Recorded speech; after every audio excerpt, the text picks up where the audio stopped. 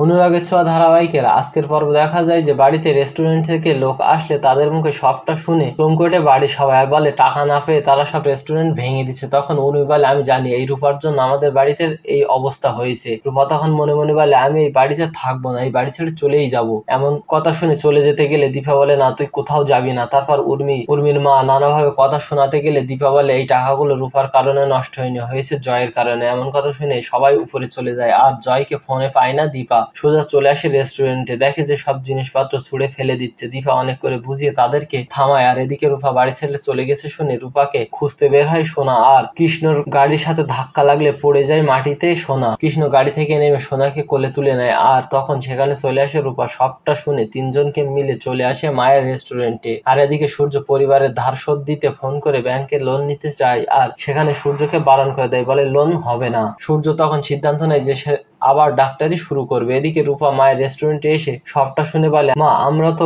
ওনাদের খাবারের অর্ডারটা নিয়ে সবকিছু শোধ দিয়ে দিতে পারি। অনেক কষ্ট করে সবাইকে বুঝিয়ে খাবারের অর্ডারটা নিয়ে নেয় রূপা। মনে মনে বলে আমার জন্য এমনটা হয়েছে, তাই যে করেই হোক আমি নিজে কাজ করে এই সব টাকা শোধ করে দেবো। তো বন্ধুরা কি হবে এবার সবটা দেখতে এখন একটা লাইক দিয়ে কমেন্ট করে জানিয়ে দাও তোমাদের মতামত। ধন্যবাদ।